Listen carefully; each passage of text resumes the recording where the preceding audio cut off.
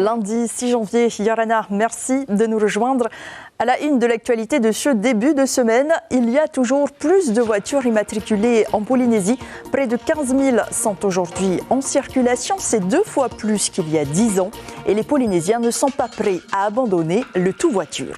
Un animateur de soirée qui n'honore pas ses prestations et c'est toute la profession qui est entachée. Faute de réglementation, les victimes ne peuvent compter que sur elles-mêmes et dénoncent les arnaqueurs sur les réseaux sociaux. L'année 2024 marque le retour des autonomistes à l'Assemblée nationale. Un revers pour le Tavini Huiraatira alors qu'il est aux commandes du pays. Que nous réserve 2025 ? Edouard Fritsch nous donne ses perspectives. Le président du Tapura Huiraatira est l'invité de ce journal. 152 000 personnes se déplacent quotidiennement au Fénois selon l'ISPF et la voiture reste le moyen de transport le plus utilisé. Les immatriculations ont bondi de 27% en 7 ans et la barre symbolique des 300 000 sera franchie cette année. Oui, mais voilà, les routes restent les mêmes et toujours aucune stratégie pour les désengorger. Rowan Potoru, Jérôme Lee. La circulation a beau devenir de plus en plus dense sur les routes en Polynésie, cela n'arrête pas certains de faire le choix d'un véhicule neuf pour cette nouvelle année. Ce client est sur le point de conclure son acquisition. Voilà. Nous étions en train de chercher un compromis entre un 4x4 et une voiture berline et je pense que celle-ci, elle est pas mal. Vous n'avez pas l'impression qu'il y a beaucoup de voitures maintenant qui sont immatriculées sur la route ? Ah si, nous qui habitons Tarawa, je peux vous garantir que c'est la galère maintenant que nous venons de Tarawa ici. Les voitures, c'est infernal. Avec les engins aussi, c'est dangereux aussi de voir beaucoup d'accidents. Surtout le mois de décembre. C'est mieux les véhicules pour moi. C'est plus sécurité comparé des engins. Dans cette concession automobile, les ventes de ces dernières années ont pourtant régressé. L'an 2000, on est sous la barre des 8 000 véhicules vendus à l'année. La demande a donc évolué, elle s'est orientée sur des véhicules plus écologiques. On vend nettement moins de véhicules gasoil, on vend plus de véhicules 4 chevaux, hybrides, électriques. Les gens sont beaucoup plus impliqués et attachent de l'importance. Et on s'aperçoit que du coup, ces ventes, elles sont beaucoup plus qualitatives. Du côté de la direction des transports terrestres, le nombre d'immatriculations est quant à lui en hausse depuis 2016. À ce jour, on se rapproche des 300 000 véhicules mis en circulation. On tourne à peu près sur près de 7 000 à 8 000 immatriculations en série P par an. Et ensuite, sur toutes les séries possibles, on est à peu près à 15 000 immatriculations. Et c'est vrai que depuis quelques années, on est sur des niveaux élevés d'immatriculation neuve en Polynésie française, toutes catégories de véhicules confondues. Concrètement, cela veut dire que chaque jour, entre 80 000 et 100 000 véhicules empruntent les routes déjà surchargées sur Tahiti. On est loin encore du ratio d'un habitant pour un véhicule. Animateur de soirée, c'est un métier et parfois même le seul et l'unique pour des DJ locaux. Alors certains doivent cumuler plusieurs prestations et il arrive parfois qu'ils ne les honorent pas alors qu'elles sont payées à l'avance. Les clients se retrouvent alors dans l'embarras. Logique, diriez-vous, mais manquer à ces engagements est devenu monnaie courante chez des artistes et c'est toute la profession qui perd sa réputation. Nicolas Suire et Sandroli. Des posts de mise en garde ou de coups de gueule sur les réseaux sociaux contre DJ Tommy Driker, qui n'a pas souhaité répondre à nos questions, et le chanteur Henere. Tous deux ont accepté plusieurs contrats dans la même soirée. Il y a une semaine, Henere s'accorde sur une prestation à Mopiti avec une organisatrice d'événements. Il ne se rend pas sur place, mais il n'annule pas non plus. L'organisatrice a dû faire appel à un autre chanteur au dernier moment. On a commandé tout ce qu'il fallait pour organiser un buffet. Pourquoi faire ? Pour que lui, au dernier moment, il nous dit il n'a pas pris l'avion, il a raté.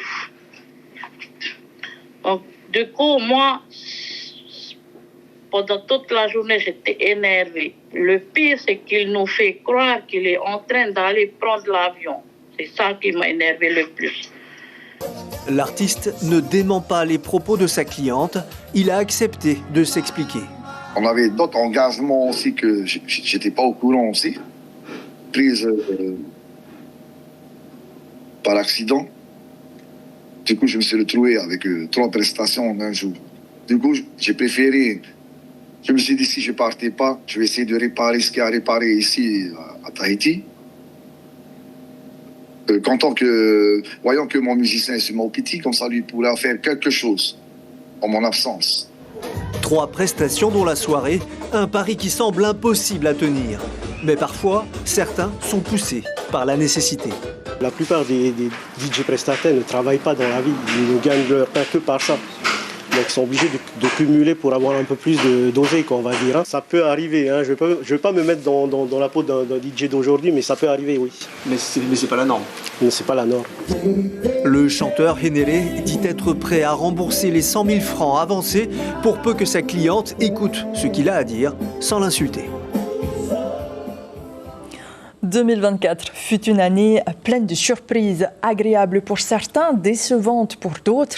Emmanuel Macron a mené la danse. Les autonomistes se rassemblent et font leur grand retour après avoir perdu l'Assemblée de la Polynésie. Retour sur l'actualité marquante avec Lucille Guichet et Aomiti Kimidete. Le séisme politique de cette année 2024, c'est la dissolution de l'Assemblée nationale. Le 9 juin, le président de la République interrompt ainsi les travaux en cours des députés et rappelle les électeurs aux urnes. Le Tavini subit un revers en Polynésie et perd 2 de ses 3 députés. Oui, les résultats sont à remettre en question par rapport à la présence politique du Tavini Huiraatira dans les instances de notre pays. Nicole Sanquer et Moerani Frebo rejoignent Myriana Red-Arbelot à l'Assemblée nationale. Le mois dernier, le budget du pays est adopté. Il est en augmentation de près de 6 milliards de francs. Parmi les nouvelles mesures, l'augmentation de la TVA sur les produits sucrés, la baisse des frais d'enregistrement chez le notaire ou encore la dotation de 5 milliards de francs pour l'OPH pour relancer le logement social. Il faut absolument mener de front ces 2 réformes, PSG et fiscalité, et on voit que finalement les choses ont du mal à se mettre en place.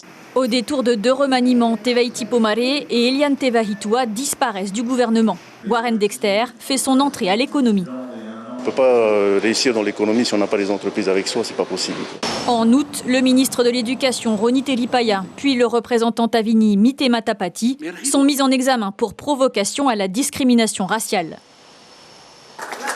Le Vieux Lion, dans un emballage politique tout neuf. En octobre, Gaston Floss fonde un nouveau parti, Taho et Tatou, présidé par son épouse Pascal Haïti.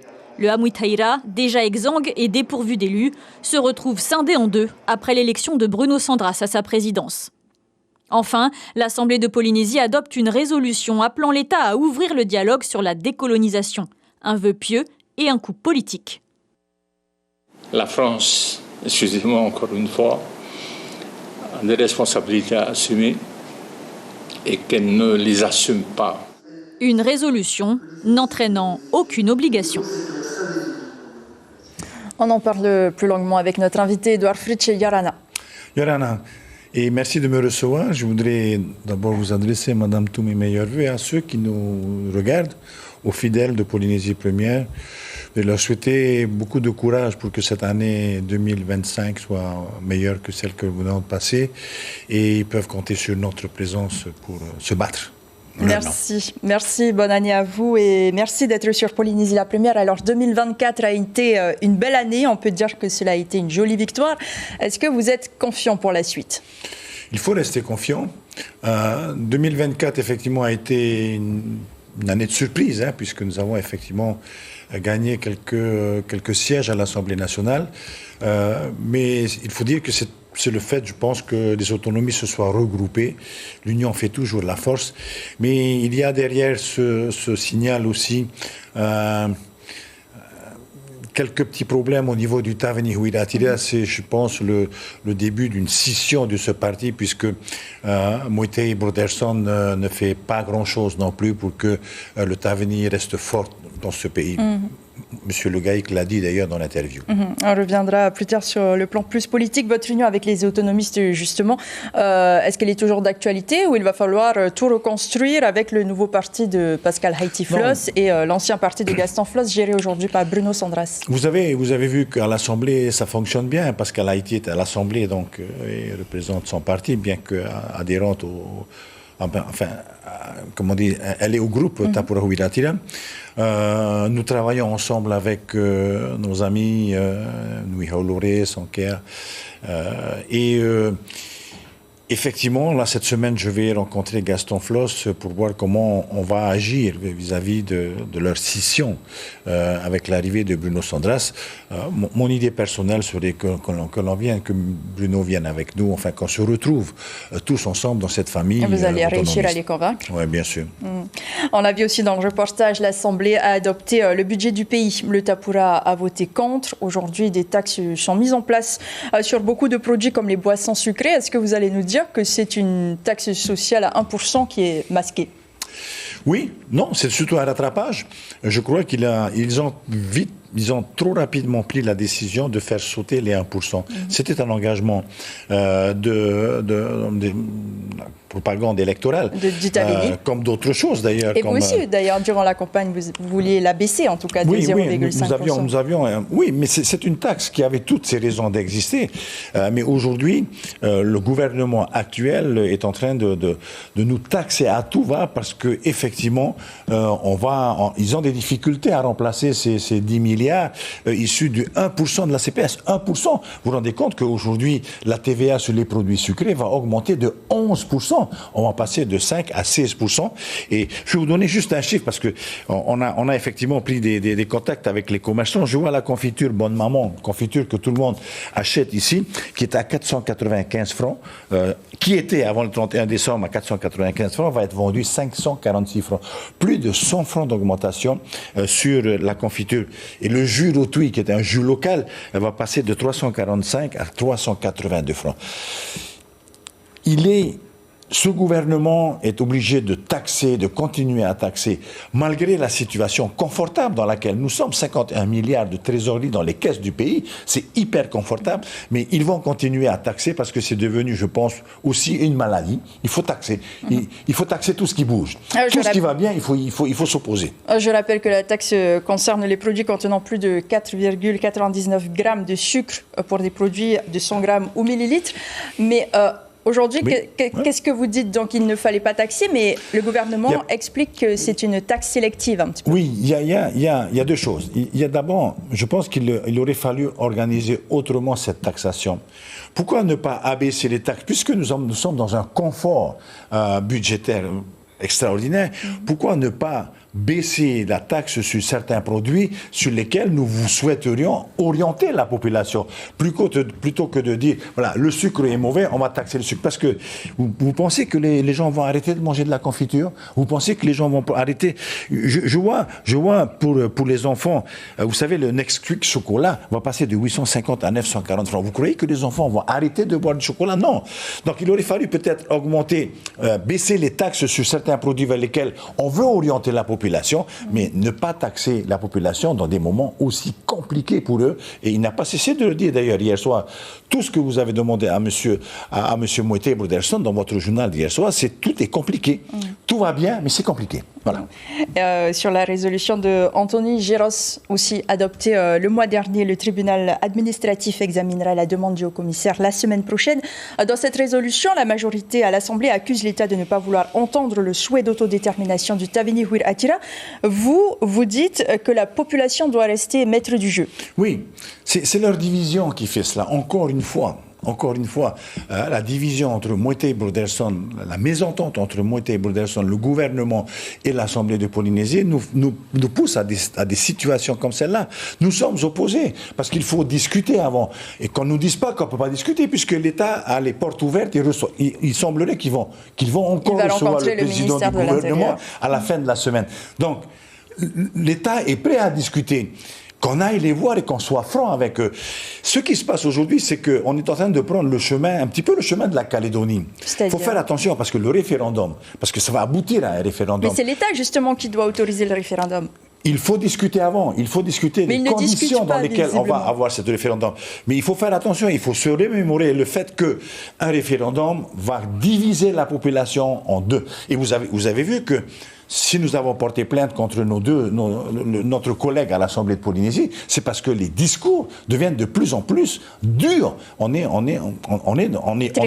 pas loin du racisme aujourd'hui contre les Popas qui sont chez nous. Alors voilà, il faut être vigilant là-dessus. Il faut pas, à mon avis, il faut qu'ils arrêtent. Il faut qu'ils arrêtent leur bagarre pour que le pays soit dans une sérénité qui lui permette de se développer dans une meilleure condition. Merci pour ces premières réponses, Edouard Fritsch. On poursuit avec vous, puisque, comme annoncé, la FRAP a bel et bien déposé son préavis de grève générale aujourd'hui. Il sera effectif le 14 janvier à minuit et concernera près de 7000 agents si aucun accord n'est trouvé. Les syndicalistes campent sur leur position concernant la revalorisation du point d'indice des fonctionnaires de catégorie D à hauteur de 20 points. Ils demandent également un calendrier clair sur les discussions visant à revaloriser les grilles indiciaires du reste des agents. Jean-Paul Ourima répond à Hubert Yao. Ça fait des années qu'ils sont dans cette situation, ils végètent avec un salaire de misère, et pourtant, là, dès lors qu'il y a des périodes de crues, de pluie, là, c'est eux qui sont sollicités, c'est eux qui, toute la nuit, sont sur le terrain pour évacuer les accotements, etc. Enfin, le nettoyage des accotements également, c'est leur métier. Et nous, on ne peut pas se permettre, parce qu'ils sont des fonctionnaires comme nous, on ne peut pas se permettre de les regarder du coin de l'œil et se dire ils font du bon boulot. Edouard Fritsch, la grève des fonctionnaires territoriaux menée par la FRAP a déjà mis à mal le secteur touristique. Est-ce que vous comprenez leurs revendications? Ils affirment que cela fait 12 ans que les fonctionnaires de catégorie D attendent une revalorisation du point d'indice, même si votre gouvernement l'avait augmenté 2030 en 2022 et 1060 en 2023. Il faut... Vous savez, là encore une fois, nous allons tous payer la note à la fin, surtout ceux des archipels, bien sûr, mais au niveau de l'activité touristique aussi. Pour une raison qui est simple, pourtant, c'est un engagement non tenu du président du gouvernement. Vous l'avez entendu, on a entendu la ministre de l'Emploi annoncer qu'on allait effectivement augmenter de 20% le salaire de ces petites gens dont on parle aujourd'hui. Mais il suffit d'exécuter ce qui a été dit et d'exécuter ses engagements pour que les choses aillent mieux. Ça coûterait trop cher. Vous l'aurez accepté, vous, si vous étiez au pouvoir? Bien sûr, si je l'avais dit, je l'aurais fait. Si j'avais dit, je l'aurais fait. Ou si mon ministre de l'Emploi l'a dit, je l'aurais fait. Il faut faire attention parce que c'est un manque de respect, à la limite, envers ces syndicalistes qui sont là. D'autant que c'est un combat qui est noble, aller se battre pour ces personnes, effectivement, lorsqu'il y a des périodes de crue, ce sont ces personnes qui sont sur le terrain. Et on ne peut pas ne pas adhérer à cette demande.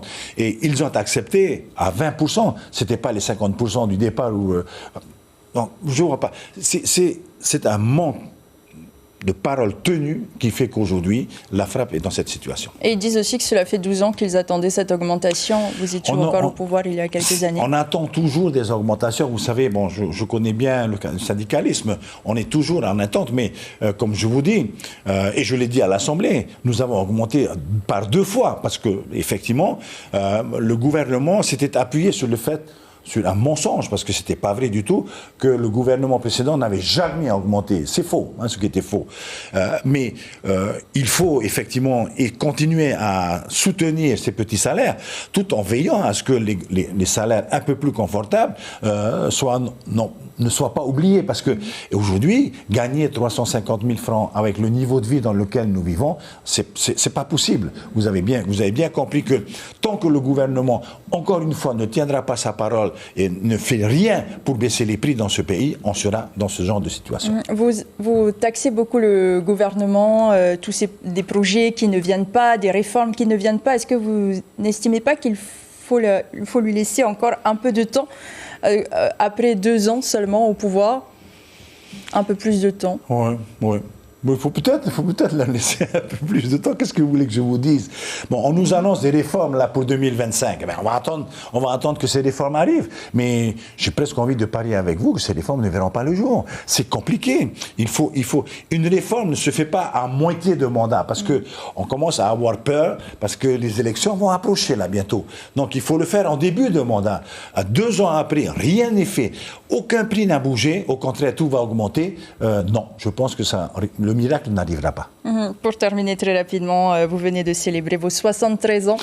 Est-ce qu'il est temps pour vous de passer la main ou est-ce que vous serez encore là l'année prochaine? Je me prépare à passer la main. Oui, bien sûr, je veux pas vieillir en politique. Je découvre de plus en plus aujourd'hui que la vie, il n'y a pas que la politique dans la vie, il y a autre chose et il faut. Vous avez préparé un successeur. Il faut prendre son temps pour apprécier beaucoup de choses qui autour de nous. Les amis, que ce soit la famille, qui peuvent nous apporter aussi beaucoup de richesses. C'est tout ce qu'on vous souhaite. Merci beaucoup, Edouard Fritsch, d'avoir été avec nous ce soir. En bref, 12 nouveaux aiguilleurs du ciel sont attendus cette année, entre juin et décembre, après la fermeture de la tour de contrôle de l'aéroport vendredi soir à cause d'une absence imprévue. Le directeur de la navigation aérienne au sein du service d'État de l'aviation civile rassure et affirme que 27 recrutements ont été effectués depuis 2020. Et cette faible dépression tropicale qui fait route vers les Australes, elle générera une forte houle de 4 à 5 mètres dès mercredi soir à Rimatara et Rurutu, puis Tupu Eyer et Bavay jeudi. Jeudi également, des rafales de vent atteignant les 80 voire 90 km/h s'abattront sur l'archipel et de fortes pluies sont à craindre. Alerte Météo France. Et enfin, la Nouvelle-Calédonie a un nouveau gouvernement, mais toujours pas de président. Les 11 membres de l'exécutif ont été élus par le Congrès. Les non-indépendantistes obtiennent 6 sièges, 5 pour leurs opposants. Mais alors qu'ils devaient choisir entre 2 candidatures au poste de chef du gouvernement, l'élection n'a pas abouti, faute de majorité absolue. Un nouveau scrutin pourrait être programmé sur décision du haut-commissaire. Voilà qui referme ce journal. Avant de nous quitter, voici l'un des principaux titres développés ce soir. La barre fatidique des 300 000 immatriculations de véhicules va être atteinte cette année. En 7 ans, les ventes de véhicules neufs ont augmenté de 27%. En parallèle, aucune stratégie n'est développée pour désengorger les routes. Et puisqu'on parle du tout voiture, à la une de la presse locale demain, Tahiti Info titre « Les vélos électriques sont autant un problème qu'une solution ». À suivre sur La Première, une nouvelle série télévisée adaptée d'Albert Camus, La Peste. Elle sera suivie d'un film, L'Oublié d'Amboise. Merci d'avoir suivi cette édition d'Information. Je vous souhaite une belle semaine et à demain.